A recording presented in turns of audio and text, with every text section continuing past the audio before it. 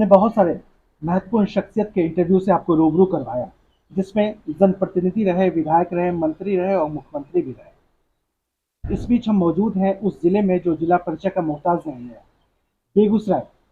बेगूसराय जिले में हम मौजूद हैं और हमारे साथ वो शख्सियत मौजूद हैं जो युवा डॉक्टर हैं, आम मरीजों की आवाज़ कह सकते हैं, लाइफलाइन कह सकते हैं, डॉक्टर सौरभ कुमार। और ऑर्थोपेडिक सर्जन के तौर पे बेगूसराय में उभरते हुए शख्स के तौर पर, उभरते हुए डॉक्टर के तौर पर ये नाम मशहूर है, प्रसिद्ध है, डॉक्टर सौरभ कुमार। इन दिनों ग्लोकल में और जो डॉक्टर ए के पाठक जिनका निधन हुआ, तो वहाँ पे जो डॉक्टर ए के पाठक फाउंडेशन ट्रस्ट है, वहाँ पे डॉक्टर के रूप में सेवाएं दे रहे हैं। Doctor Saurabh Kumar orthopaedic surgeon के तौर पर बेगूसराय ही नहीं, इलाके में आसपास के जिलों में भी काफ़ी मशहूर हैं। एक युवा डॉक्टर हैं, युवा डॉक्टर की सोच क्या होती है और बेगूसराय को इन्होंने कर्मभूमि क्यों बनाया? क्या इनका आवास रहा इसलिए, या जो आम मरीजों की संख्या बढ़ती गई उसको देखते हुए डॉक्टर सौरभ कुमार ने इस ज़मीन से पूरे अभियान की शुरुआत किया? तो अभी आप फाइनली कहाँ बैठते हैं, ग्लोकल में या फाउंडेशन ट्रस्ट में? अब मैं अभी पे मेनली जो है सो ग्लोकल में बैठते हैं और फाउंडेशन ट्रस्ट जो है कि पाठक सर का ट्रस्ट है, उसमें भी सुबह में मेरा जो टाइमिंग रहता है 11 बजे से 1 बजे तक का, वो ए के पाठक सर मेमोरियल हॉस्पिटल में। उसके बाद 2 बजे से 5 बजे तक हम फिर ग्लोकल हॉस्पिटल जो है बेगूसराय में, वहाँ पे बैठते हैं। और उसके बाद जो दोनों जगह पे ये ओपीडी का मेरा ये टाइमिंग है और सर्जरी मेरा नाइट में रहता है। अच्छा, तो चूंकि आप सौरभ जी ऑर्थोपेडिक सर्जन हैं, ऑर्थोपेडिक के रूप में यहाँ पे कितनी संभावनाएं आप देखते हैं और क्या डॉक्टरों की शिद्दत से कमी है क्या इस फील्ड में? ये ऑर्थोपेडिक एक ऐसा ब्रांच है ना कि इसमें बहुत ज़्यादा मैंने ये अभी जो इसमें इनोवेशन का जो है ना आइडिया इसमें बहुत ज़्यादा हो। आज से अगर 20 साल की बात करें मैंने बिफोर, तो उस समय इसमें बहुत कम सर्जरी होता था, मैक्सिमम प्लास्टर से ही काम चल जाता था। उसके बाद फिर वो 90 से लेके 2000 के दशक में इसमें बहुत सारा चीज़ आया, जिसमें ये जो वर्क मैंने फॉरेन में एब्रोड में होता था वो इंडिया में नहीं होता था। जैसे hip replacement, total knee replacement, spine का सर्जरी, सर्वाइकल स्पाइन का, तो जो भी सर्जरी है, अर्थोस्कोपिक, नी ज्वाइंट में एसीएल रिकंस्ट्रक्शन। फिर उसके बाद जो ये 2000 से लेके 2010 के बीच में जो है अपने मैंने जो मेट्रोपॉलिटन सिटी है उस पर ये सब सर्जरी होने लगा, रिप्लेसमेंट का जितना टोटल हिप रिप्लेसमेंट यही सब होने लगा। हमारा मकसद है कि बेगूसराय के उन उभरते हुए डॉक्टरों से आपको रूबरू करवाएं जिन्होंने एक अलग तरीके से मुकाम हासिल किया, और उसमें डॉक्टर सौरभ कुमार का नाम सबसे आगे है। ऑर्थोपेडिक सर्जन के तौर पर हालांकि डॉक्टर तो बहुत सारे हैं, लेकिन जिस उम्र में डॉक्टर सौरभ कुमार ने इस फासले को तय किया वो काबिल तारीफ है। इनके बारे में हम बता भी दें कि एमबीबीएस की डिग्री को हासिल किया और जवाहरलाल नेहरू मेडिकल कॉलेज भागलपुर से जो शुरुआत हुई पीएमसीएच होते हुए दिल्ली के एम्स तक का ये सफर रहा, और वहाँ जेआर के तौर पे इन्होंने अपनी सेवाएं दी ऑर्थोपेडिक विभाग में, ट्रॉमा सेंटर में। तो एम्स दिल्ली का माहौल और चूंकि बेगूसराय में शिफ्ट करना, कितना बड़ा ये अंतर रहा और कितना बड़ा ये मतलब एक कदम है? ये दोनों में वर्किंग माहौल का डिफरेंस है। वहाँ पे जब हम लोग काम करते थे तो वहाँ का जो ओटी है या वहाँ का जो स्टाफ है या वहाँ का जो सिचुएशन है वो वेल ट्रेंड सब कुछ था, सब व्यवस्था था। और यहाँ पे आने के बाद उस काम को करने में बहुत मेहनत लगता है। जैसे मैं वहाँ पे अगर जो काम करता था उसमें क्या होता था कि हर चीज़ ओटी प्लान हो गया, और ओटी प्लान हो गया तो आप अगले दिन जाएंगे सब कुछ ट्रेंड मिलेगा। लेकिन यहाँ पे क्या करता है, आप जीरो से लेके पेशेंट को लेने के बाद उसका क्या क्या करना है, उसको क्या करना है, ओटी को स्टरलाइज करना है, वो सब काम मेरे को, क्योंकि यहाँ जो पहले काम होता था उसमें कोई फ्यूमिगेशन नहीं, कोई स्टरलाइजेशन, पेशेंट आया अपना चीरा लगा, जो भी वही कल्चर था।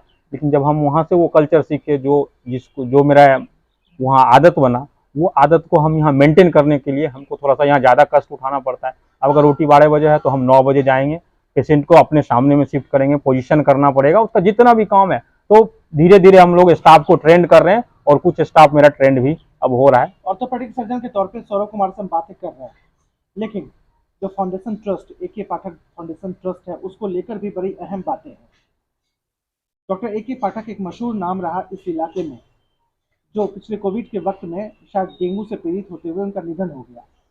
और जिस तरीके से ये फाउंडेशन ट्रस्ट उनके नाम पे चल रहा है, तमाम जो लोग आ रहे हैं क्या उनके नाम पे आ रहे हैं, और किस तरीके से वहाँ फैकल्टी है, क्या डॉक्टरों की तरफ से समुचित इलाज हो पाते हैं, क्या ऑर्थोपेडिक सर्जन है, बाकी अन्य विभाग के जो मरीज आते हैं उनकी देखभाल कैसे होती है, उनका इलाज कैसे होता है? जैसे वहाँ पे अन्य विभाग में एक SN यादव जो हैं सर्जन हैं, वो आ बैठते हैं, ऑर्थोपेडिक के रूप में हम बैठते हैं, और एक सहनी सर हैं जो कि स्किन वगैरह का देखते हैं। पाठक सर का भी जनरल सर्जरी का डिपार्टमेंट था, तो जो पेशेंट उनका आता है वो सर्जरी का जाता है, तो सर्जरी विभाग को SN यादव सर जो है वो देखते हैं। एक भरपाई की कोशिश कही जा सकती है, जो AK पाठक का नाम था, उस भरपाई को करने के लिए जो पुरजोर कोशिश है वो डॉक्टर सौरभ कुमार की तरफ से किया गया है, और इसमें बहुत हद तक कामयाब भी रहे। ऑर्थोपेडिक सर्जन के तौर पर खुद हैं, लेकिन वहाँ सर्जन को भी इन्होंने रखा है, और जिस तरीके से जो मरीज आते हैं और जो डॉक्टर साहब AK पाठक के वक्त में जो सेवाएं उन्हें मिलती रहती थी, वही सेवाएं इस बार भी उन्हें मिले, उसी तरीके से मिले, सहूलियतें उसी तरीके से हासिल हों, डॉक्टर सौरभ कुमार की ये पूरी कोशिश रहती है। कुछ और भी इनसे सवाल करेंगे और उसके दिलचस्प जवाब एक छोटे से ब्रेक के बाद।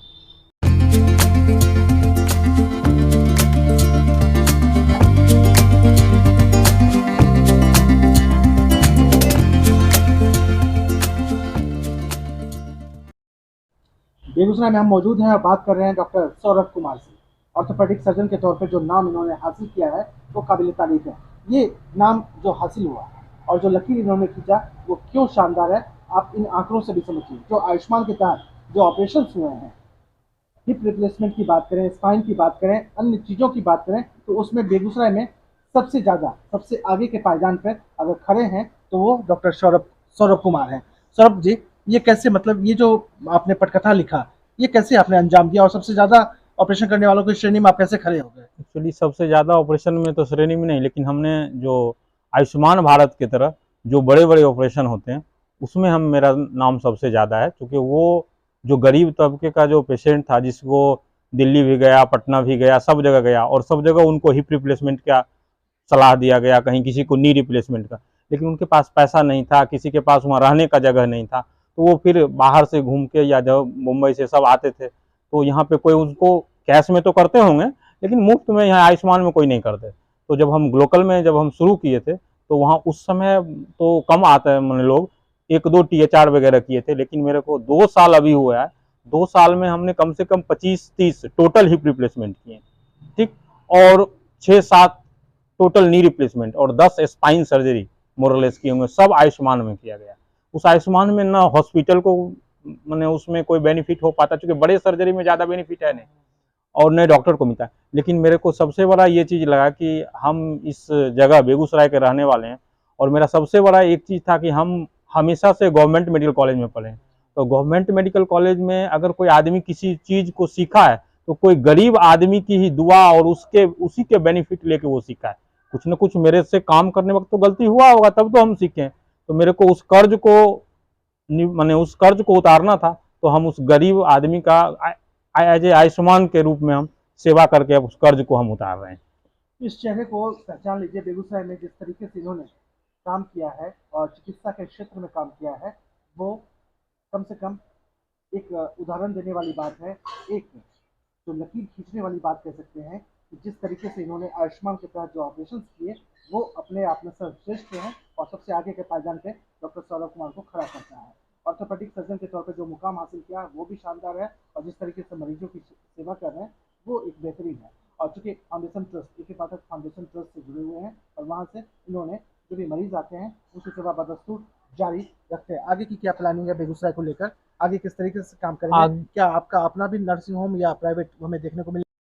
Total hip replacement, total knee replacement या स्पाइन, उसमें अगर कितना भी मिनिमम करेंगे तो 2 लाख 2.5 लाख एक ऑपरेशन में चार्ज है, जो कि इस माने जो स्टार्टा हमारा बेगूसराय का है उसमें बहुत कम आदमी को उस लेवल। तो हम कोशिश कर रहे हैं कि आयुष्मान के ही तरह गरीबों का इस तरह का सेवा करते रहें, बाद में हम फिर देखते हैं कि क्या होता है। साहब, अभी आज के हाल के दिनों में जो लाइफ स्टाइल है उसमें नी की समस्याएं बहुत ज़्यादा हैं, तो दर्शकों को क्या बताना चाहेंगे, कैसे ध्यान रखें और ये समस्या पे काबू कैसे पाया जा सकता है, समस्या होती कैसे है? ये जो नी की जो रिप्लेसमेंट की बात है, ऑस्टियोआर्थराइटिस इसको बोलते हैं। एक तो एज रिलेटेड चेंज है, जब ओल्ड एज बढ़ने के कारण जो है घुटना जो है सो घिसने लगता है, ठीक है। और दूसरा इसका सबसे बड़ा जो रिस्क फैक्टर है वो है ओबेसिटी, मतलब अगर आपका वजन ज्यादा हो तो आपका रिस्क फैक्टर 2 टाइम 4 टाइम ज्यादा हुआ है। इसको आप ऐसे समझ सकते हैं कि अगर ओवरलोडेड ट्रक अगर सड़क पे चले तो रोड का क्या स्थिति पैर होगा, पे दबाव ज्यादा दबाव, पड़ता तो है। आपका पूरा वजन जो है सो नी के थ्रू ही मेरे को जाता है। तो उसमें क्या हो जाएगा कि तो उसमें क्या होता है, नी का जो है वेयर एंड टियर मैंने घिसना है ज्यादा हो जाता है। तो पहला काम है कि वो अपना वजन कम करे। बिल्कुल। दूसरा, जो आदमी लेथार्जी हो गया, मतलब एक्सरसाइज वगैरह नहीं कर रहा है, कोई काम नहीं कर रहा है, तो उसका भी जो है उसका भी घिसना जो है तो फास्ट कर दीजिए। दूसरा, तीसरा जो है तो थोड़ा लाइफ स्टाइल में अगर किसी का अगर घुटने में दर्द शुरू हो गया तो उसको जो है कोमोड टाइप का कोमोड यूज करना चाहिए। उसको स्क्वाटिंग नहीं, मतलब चुक्कू मुक्कू नहीं बैठना चाहिए, पिठनिया मार के नहीं बैठना चाहिए, क्योंकि अगर नी जब चुक्कू मुक्कू बैठते हैं तो एक टाइम ज्यादा उसमें दबाव पड़ता है और ज्यादा घिसता है। तो कोशिश करना है कि ये नहीं करना है। और दूसरा, अपना वजन घटाना है। और जो जंक फूड वगैरह जो हम लोग खाते हैं वो एक रिस्क फैक्टर है, वो आपके बोन को कमजोर कर देता है। जैसे कोल्ड ड्रिंक्स हम ले रहे हैं, जितना भी जंक फूड खा रहे हैं, वो सब जो है हमारे बोन को कमजोर कर देता है, ऑस्टियोपोरोसिस टाइप का, और तो और ज्यादा घिसने लगता है। तो यही सब मेरे रिस्क फैक्टर है। तो डॉक्टर साहब बता रहे हैं कि किस तरीके से लोगों को सावधानियां बरतनी चाहिए और क्या क्या चीजें हैं जिसको करने से उन सब बीमारियों से बचा जा सकता है। और बेगूसराय के लिए बहुत ही गौरव की बात है कि इस उम्र में, इस एज में वो डॉक्टर मौजूद हैं ऑर्थोपेडिक सर्जन के तौर पे, जहां शिद्दत से डॉक्टरों की कमी है। और इस इलाके में जो भी मरीज आ रहे हैं, इस क्षेत्र में, इस सेक्टर में जो भी मरीज आते हैं, उनका बखूबी इलाज डॉक्टर साहब की तरफ से किया जाता है।